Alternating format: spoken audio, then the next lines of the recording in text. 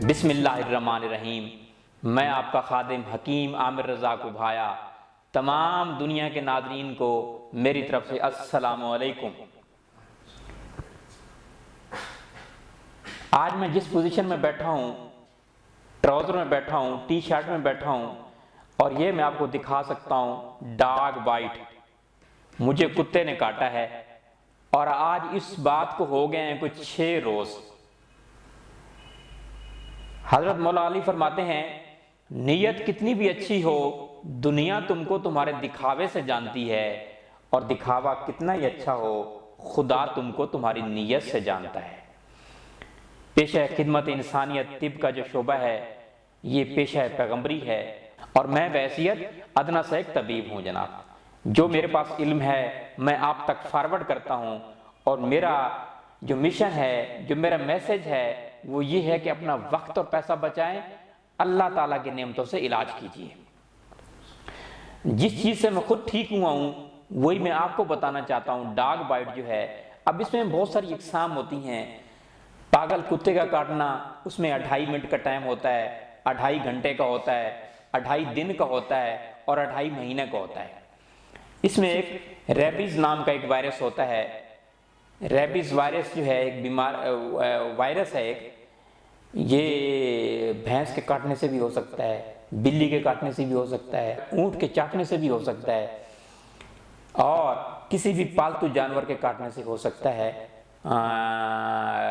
خاص طور پہ کتے کا جو ہے، جب کتا آپ کو کاٹتا ہے، ڈاگ بائٹ جسے کہتے ہیں، تو تب یہ وائرس زیادہ ہو سکتا ہے۔ اب کتے کی بھی الگ الگ قسمیں ہیں، لیکن مجھے جب 6 روز پہلے مجھے کتے نے کاٹا ہے تو میرے بہت سارے دوستوں نے کہا، یہاں تک کہ میری فیملی کے لوگوں نے کہا آپ ویکسینیشن کرائیں، ویکسینیشن کرائیں، ویکسینیشن کرائیں۔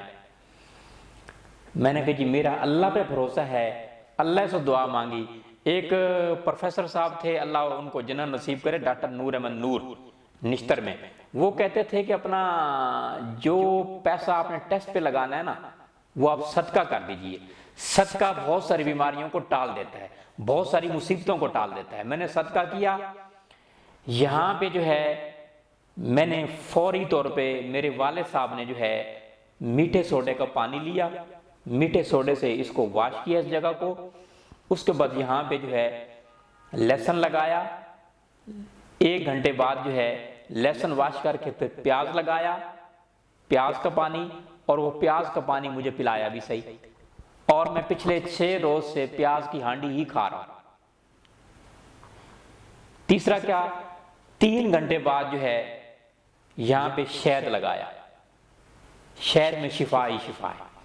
یہ میں نے علاج کیا، جو میں نے علاج کیا وہی آپ کو بتا رہا ہوں۔ ایک اور صاحب تھے جن سے میں نے پوچھا کہ آپ ڈاگ بائٹ کے جو اکثر یہ معاملات ہوتے ہیں یہ گاؤں میں ہوتے ہیں، تو ان سے پوچھا گیا تو وہ کہتے ہیں کہ ہم سنکھ جو ہوتا ہے نا، جسے شنکھ کہتے ہیں، سنکھ بھی کہتے ہیں اور شنکھ بھی کہتے ہیں، یہ 100 گرام آپ لے لیجئے، اس کو آپ پانی میں ڈال کے رکھ دیجئے، یہ نرم ہو جائے گا، شگفتہ ہو جائے گا۔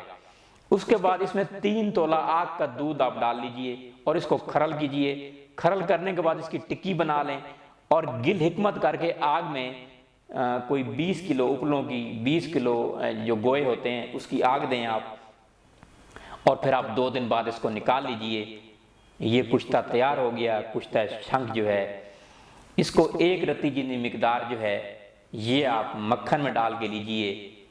یہ ڈاگ بائٹ کے لیے بہت ہی بہترین علاج ہے۔ دوسرا وہ فرماتے ہیں کہ یہی جو کشتہ شنکھ ہے، اس کو آپ جو ہے تھوڑا سا لے کر اور یہاں پہ آپ لگا دیجئے۔ میں نے پھر ان سے پوچھا کہ اس کا تناسب کیا ہے، کتنے پیشنٹس آپ سے ٹھیک ہوئے ہیں؟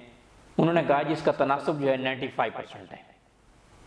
تو یہ ایک شنکھ والا میں نے آپ کو بتایا، اور جو میں نے خود علاج کیا وہی آپ کو بتا رہا ہوں۔